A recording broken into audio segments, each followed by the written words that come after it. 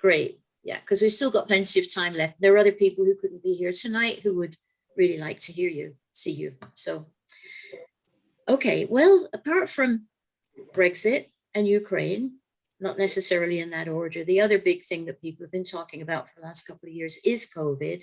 And you've sort of touched on a couple of those topics, a couple of aspects of that already. But what about travel from the United States to Ireland now? I looked myself and it wasn't really clear. This EU COVID passport, vaccination passport thing, we don't exactly have that. We have our CDC handwritten little papers.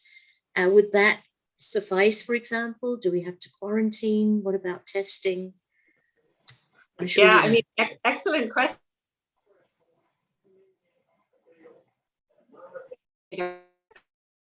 Years, right? Trying to keep the rules between Ireland and the Kingdom, the rest of Europe, and even at times going to other states in the US. So look, I mean, I have good news on that at the moment. Travel into Ireland does not require anything. Well, the first thing I would say is if you do want to go to Ireland and you do want to show people your little CDC passes, I have one of those little CDC passes because I've been fortunate enough to be vaccinated in the US and I have never had any hassle showing people the CDC pass. So I think, you know, I can't speak for other countries, but for Ireland, I don't think you're going to have any problem with that.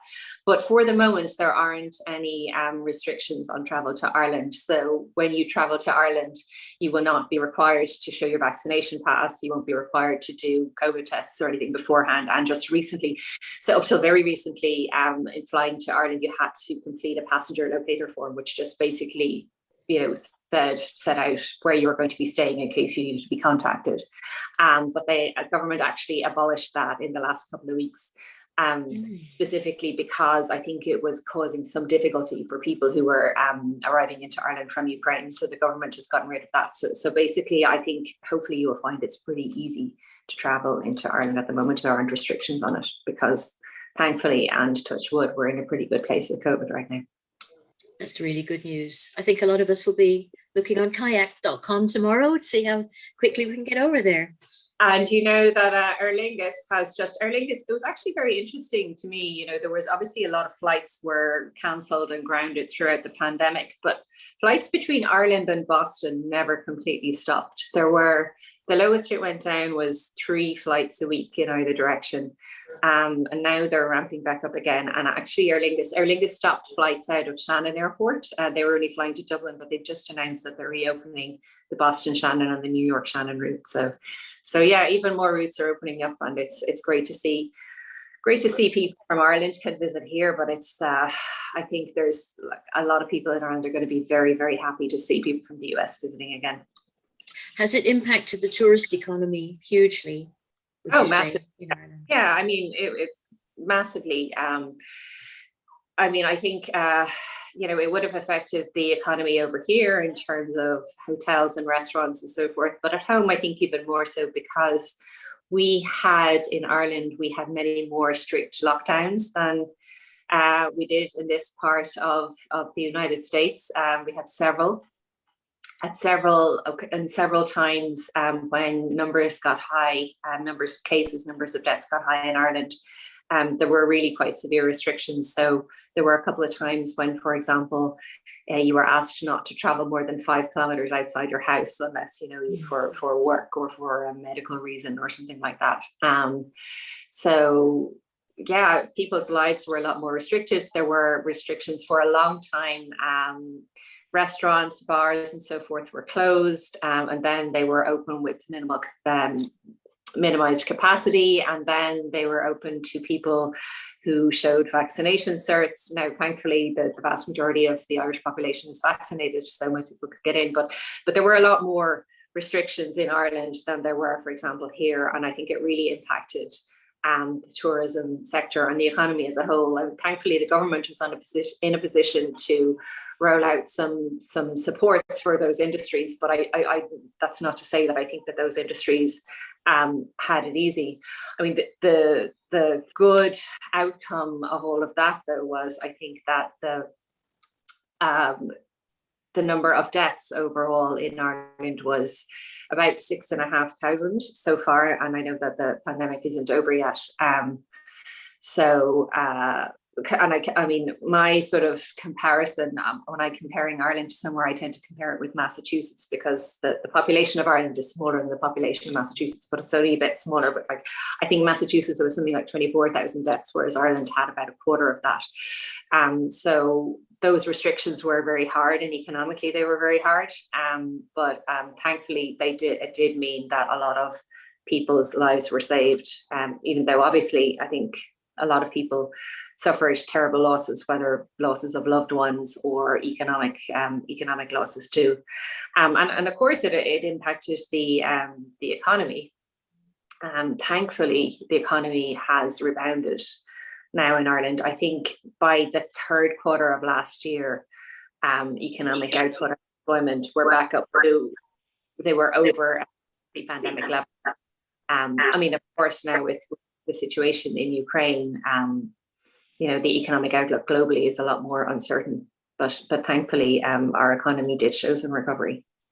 Yeah.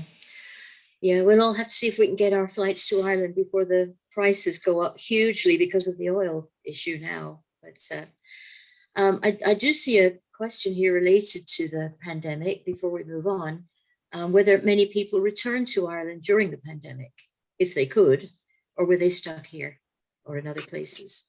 So that is an interesting question. So I think there are different categories of people.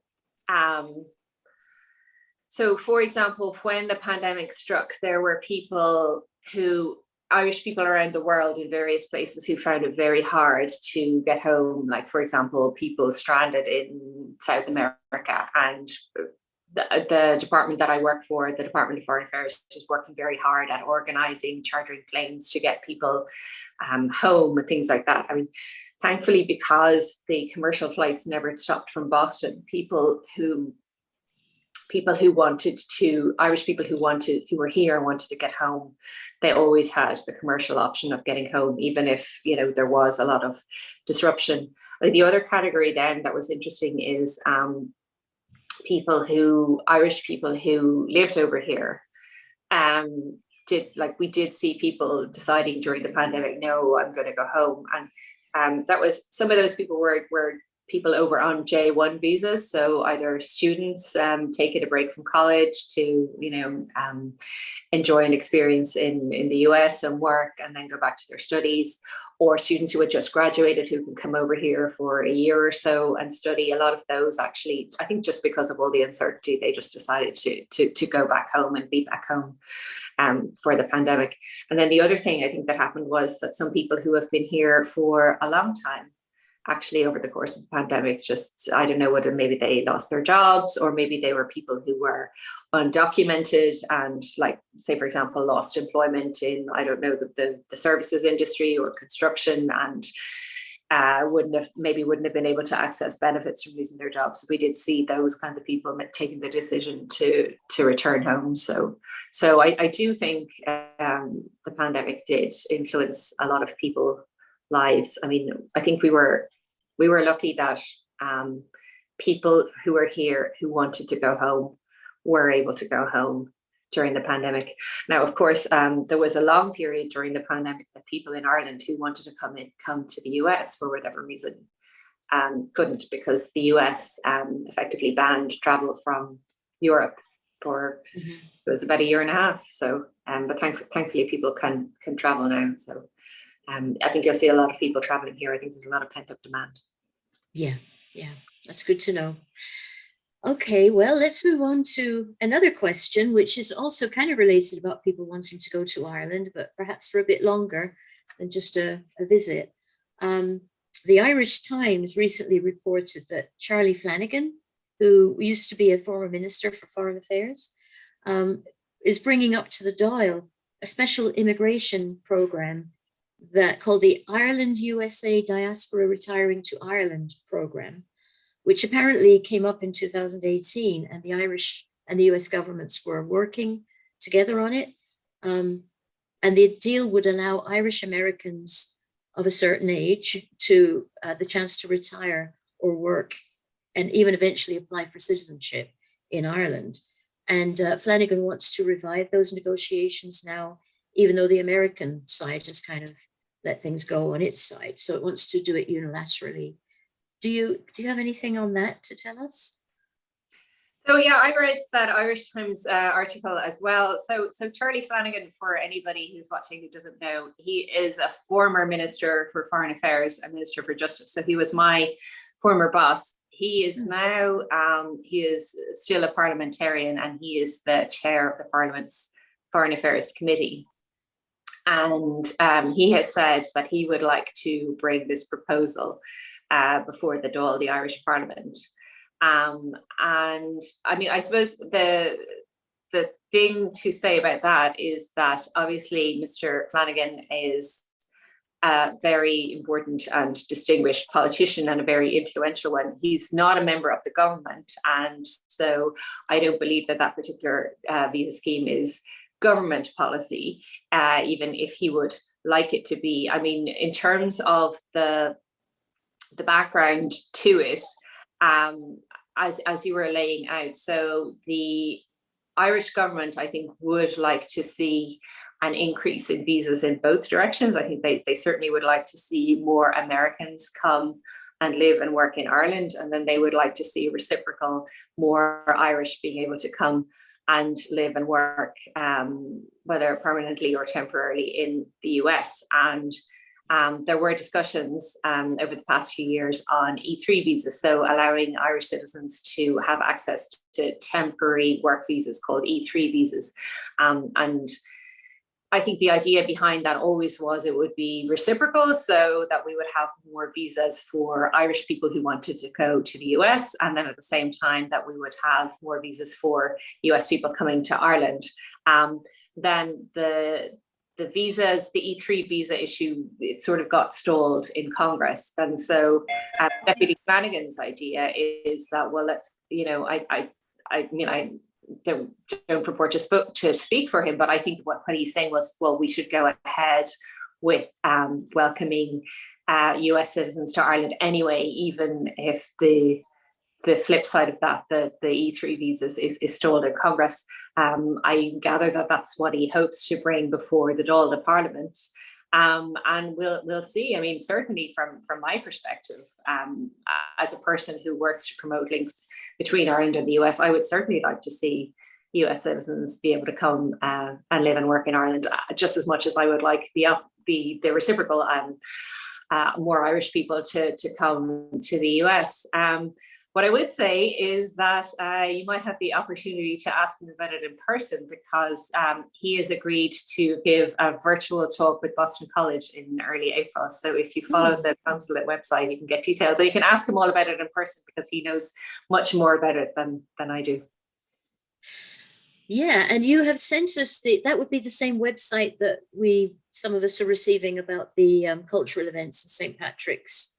Yeah, we have a newsletter. So, sorry, just moving my screen there. We have a newsletter, so I can send you the link afterwards, where we just post about our events, and then if there are any events in Burlington, we'd be very happy to post about them too. But yeah, it's going to be. We haven't completely confirmed the date yet, but I think it's going to be early April, and it will be an interactive discussion, and people will actually be able to ask him directly about it. Good. We can post that on our website or on our Facebook social media. So that's great. Okay, St. Bridget's Day. And I think there are a couple of Bridgets or Brides or Breeders who might be watching this now or later. And a lot of us were excited to know that the first bank holiday in honor of a female saint has been announced in Ireland, right? So from February 1st, from next year, 2023, it will be a bank holiday for St. Bridget. And we just wondered if you know anything about the motivation for that, where it came from. The news article said it was partly a recognition of people's sacrifices during COVID. So yeah, what do you know about that? Yeah, so I mean, so St. Bridget, well, the first thing to talk a little bit about St. Bridget. So she is one of the patron saints of Ireland. So we our sort of main patron saint is St. Patrick, as you probably all know, March being the month of St. Patrick. But Ireland actually has three patron saints: St. Patrick, St. Brede, and St. Columkill. Columkill is, Patrick is a man, obviously, Columkill is a man, and then Brede, or Bridget, was the woman. And February 1st has always been St. Bridget's Day in Ireland. And the government took a decision to, as you say, have a bank holiday for St. Bridget's Day from the year 2023. Even though the 1st of February always has been St. Bridget's Day, it's never been marked formally as an Irish holiday. I do think that in the last sort of 5 or 6 years, St. Bridget's Day has been kind of having a bit of a renaissance in Ireland. And I think people have a new identity around it as a day to celebrate Irish women and celebrate creativity, in particular in Irish women. So might be Irish women in the arts or music, or Irish women writers, or Irish women in science. Speaking about, our role as a diplomatic mission in promoting Ireland, we would have, we're always looking for a good way to promote Ireland. So, for example, these past few years, we have events around St. Bridget's Day promoting Irish women and Irish American women, for example. So I think it's really been latched onto as this day to celebrate women. And in terms of the decision to introduce a bank holiday around it, I think partly it was around recognizing women and the role of women, but I think in a real way it was around recognizing the work of people, and particularly frontline workers, during the pandemic. So I think it's just been a nice confluence of things. It's wonderful. It's become a new national day of celebration in Ireland, and it's really nice to see. And it's become a national day of celebration in Irish America as well. So it went from a couple of Irish embassies and consulates saying, hey, it is this day, it's St. Bridget's Day, and we're going to use it to celebrate women. So now we see Irish organizations based over here having their own St. Bridget's Day. And it's I guess it's an excuse to celebrate women, and we'll have this holiday around it. And I think it's going to be a really nice thing. Obviously, it's named after a saint. I don't think that's an interesting one as well. I think that for some people, there will be a religious element to that. People remember Bridget as a saint, and she certainly was a saint. When I was learning about her growing up in school in Ireland. But Bridget also, some people say, well, St. Bridget, Bridget is all about the Saint Bridget in Irish mythology and Irish history. And then other people say, well, no, it's not really about that. It's about the Celtic goddess Bridget. It's something pagan. And Bridget was the goddess of spring. And the reason it's the 1st of February is St. Bridget's Day is because it's Bridget's Day, the goddess Bridget, and it's all about the pagan welcoming of spring. So there's lots of interesting things going on with Bridget's Day or St. Bridget's Day. But yeah, I think is that the same as Imbolc? If that's how you pronounce it? Yeah. So Imbolc is the coming of spring, yeah, and all tied in with Bridget, who may or may not have been the same as St. Bridget, but I think Celtic Christianity does a lot of weaving pagan and Christian in all sorts of interesting ways that people better qualified than me know more about. And any chance to celebrate in the middle of or the beginning of February is a good one, right? Exactly. Yeah. No, it's great. It's great. It's and it's a great excuse to recognize women and the role of women and the creativity of women. So I think people have really embraced that. Well, Leisha, it's 7 o'clock. It's gone 7 o'clock now, and we don't want to talk you to death, but we did promise the audience that we would open things up for questions from them that we may not have covered with these topics. And so if you've still got some talk left in you, seems like you do, maybe you wouldn't mind if we did that. There was one question that I know Peter, if he's there, wanted to ask related to St. Bridget's Day. So that would be a good one to kick off. It was to do with some celebrations in Kildare Peter, are you there? Would you like to bring up that question? I'm Peter here. Keating, you there? I am here. If you can see me. Can you hear me? Yes, We can hear yeah. you. Yes. Okay. Interesting. Hi, Leisha. Thanks. My question is based on a New York Times article that just came out today related to this holiday. I don't know if you had the opportunity to see it, but it talked about the cult of St. Bridget and how, especially women who are coming from all over the world to Kildare, to the site of where Bridget founded her convent, to kind of celebrate their feminist spirituality. And part of the article also talked about how this is pushback from the patriarchy of the Roman Catholic Church. So it had a lot of themes in it. I thought it pretty interesting, and sort of a new wave of spirituality perhaps going on in Ireland. I don't know if you had any more comments on that. Yeah, I did see that article. I think it is interesting, and I think it kind of goes back to, well, so when we celebrate Bridget, what are we celebrating? Are we celebrating the saint who founded the convent in Kildare, or are we celebrating the Celtic goddess of spring? I think it depends on what your viewpoint is. So, and I think, I don't know, maybe you can celebrate both. But I think St. Bridget's Day, for a lot of people, the real meaning of it is not so much. I mean, for some people it is around the saint for sure, and then for some people it is around the goddess. And then I think for a lot of people it's around celebrating women. Well, if nothing else, it's a day off for Irish workers next year. Yeah, and it sounds like from that article, it sounds like it's attracting people to Kildare. So I'm sure the people of Kildare are delighted that people are coming to learn about them and their history. Thanks. Very diplomatic answer. Thank you, Leisha. So more questions are out there, I think. It's now, other people can chime in. Jim, were you going to cue in people? Well, yeah, I think Susan had a question that relates directly to Vermont relations with Ireland. Susan, if you want to ask it directly, I can unmute you, Susan. Susan. Or I can ask it. I can just read it directly out. I can ask it. Sure. It was about agriculture and agricultural programs. Are there such programs that link Irish agriculturalists, cheesemakers, and others to the New England ag markets?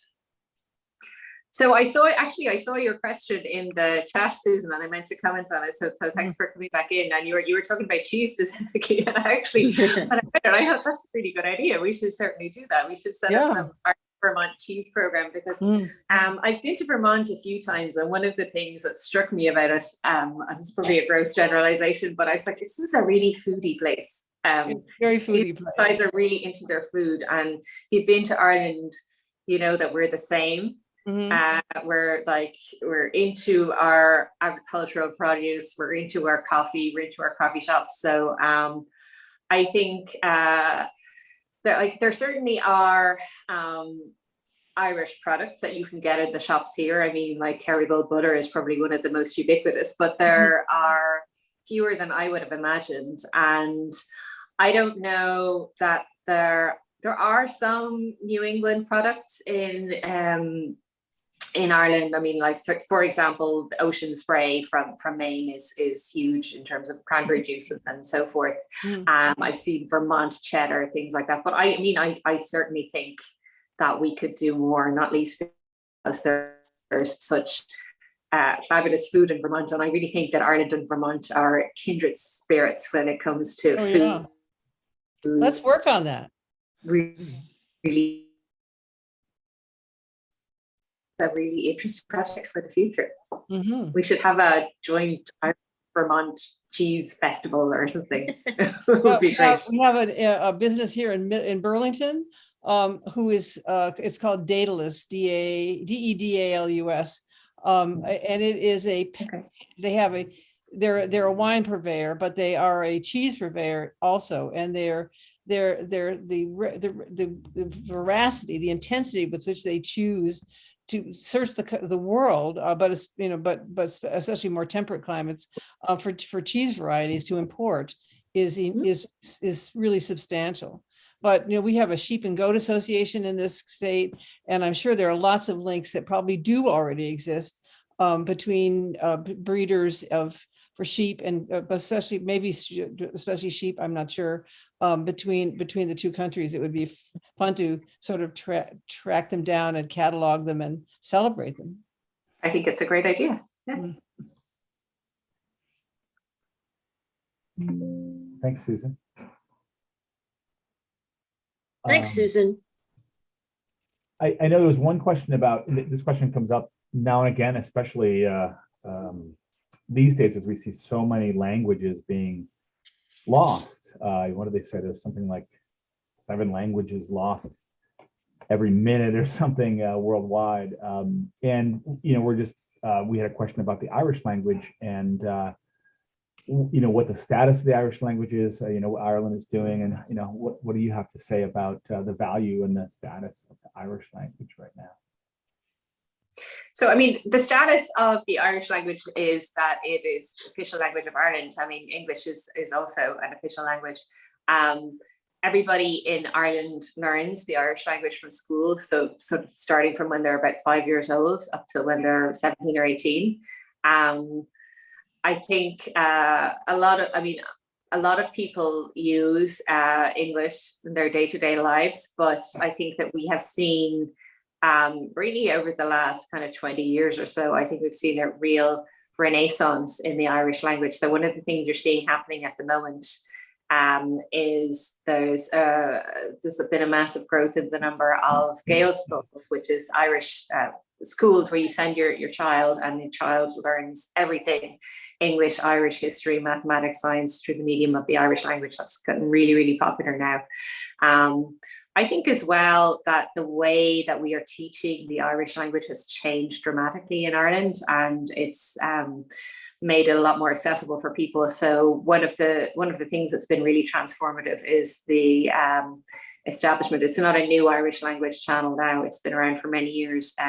TG Cahir or TV4, and when I could still remember when TG Cahir started broadcasting, because it broadcasted in the Irish language, but it had all these kind of hip presenters and pop culture shows and showed cool arty films and stuff like that, and really transformed it. Made it really, really attractive to watch the Irish language channel. So I think it's really been having a renaissance, which is really wonderful to see. And one of the great things to see, or the two great things about the Irish language I want to mention. One is that we've had, in the past 20, 25 years, we've had a real growth in immigration to Ireland.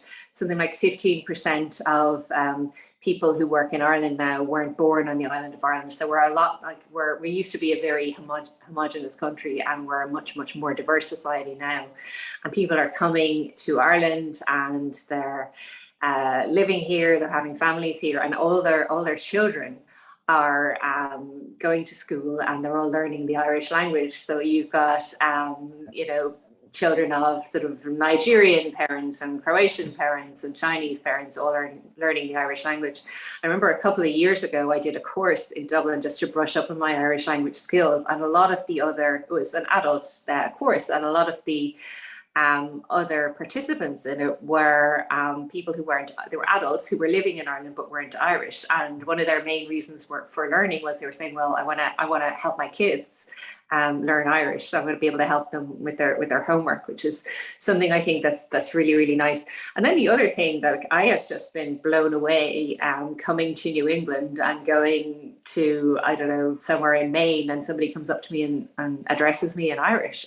There's like the number of people here in this country learning Irish, I think is staggering, especially because I know it's not the easiest language in the world to learn. It's confusing to try and pronounce the words and get your head around the grammar. So it's absolutely fantastic to see. I think that the language is having a bit of a renaissance. I mean, one of the images that struck me just in this last week or so, just going back to what we were talking about Ukraine earlier. So TG Cahar, that Irish language TV station that I mentioned, there's also an Irish language radio station.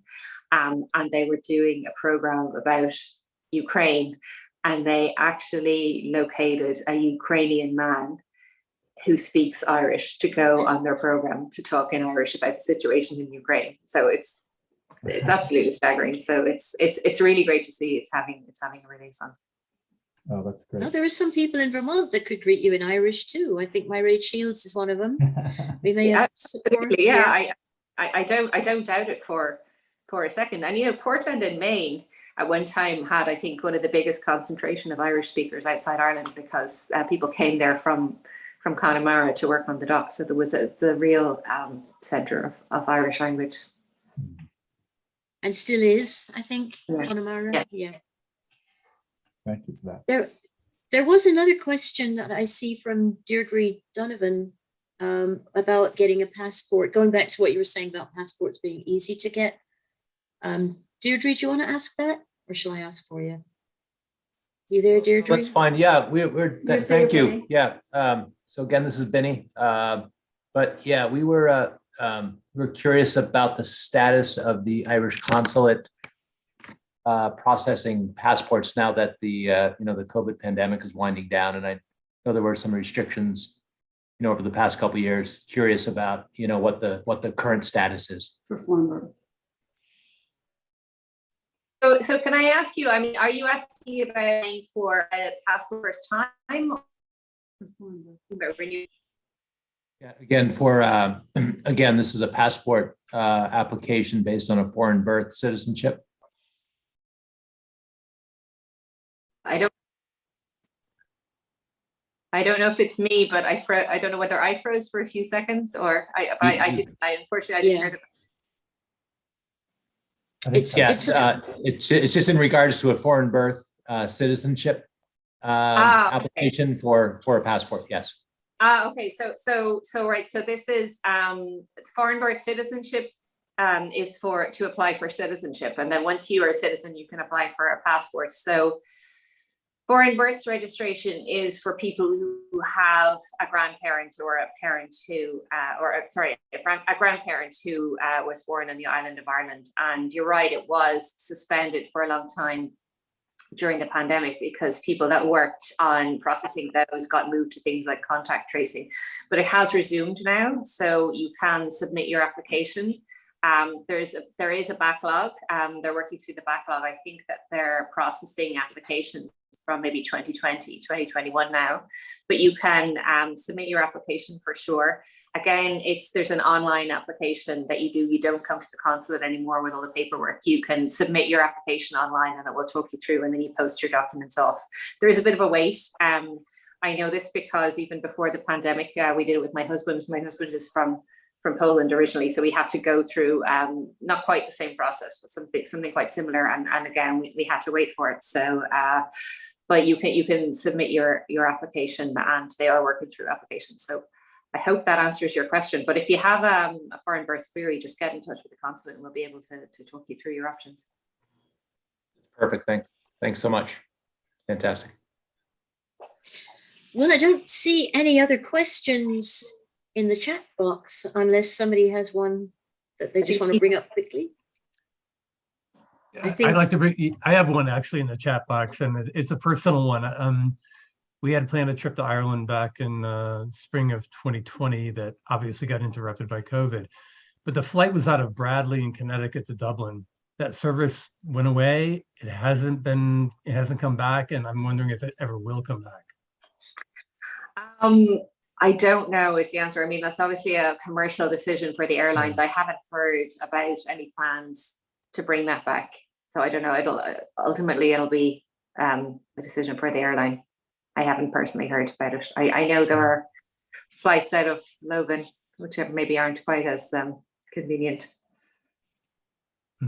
Thanks. Well, Nisha, you can tell from the questions that a lot of people are really getting excited about the possibility of going to Ireland soon. And, we know from what you said earlier that it's going to be a lot easier now, which makes a lot of us very happy. If there are no more questions, we'll let you go and have your dinner. And it's been a long day, I'm sure. Hopefully next year you can come and have it with us after you give a talk. But thank you so much on behalf of the audience and of the Burlington Irish Heritage Festival. If the mission of the Consulate General is to raise our awareness about Ireland and its affairs, we couldn't have found a more informative and interesting person to do it for us. So it's great to have you again. And after listening to you, we can't wait to get back there. And I'm sure, there are many more of us. So we wish you a very happy St. Patrick's Day and a great week. And you've got a lot going on, I'm sure, down at the consulate. And all the best with your mission going forward. And we do hope that we'll see you in Vermont before too long, maybe in the summer. I would love to come in the summer. Thank you so much, guys, for Let having us me. know. Let us know. You have an invitation, seriously. Thank you. No, I will definitely come. I absolutely adore Vermont, and my family does too. It's been great to connect with you all virtually. I hope I see you in person soon, and I definitely hope that I'm there for this festival next year. I mean, just listening to you talk about the events that you've had and the events that you're scheduled, it's a wonderful, wonderful festival. It's great to see. Congratulations on it, and happy St. Patrick's Day, Vermont. Thank you. Glad And you could be belated part of St. it. Richard's Day. Take care of it. Bye-bye.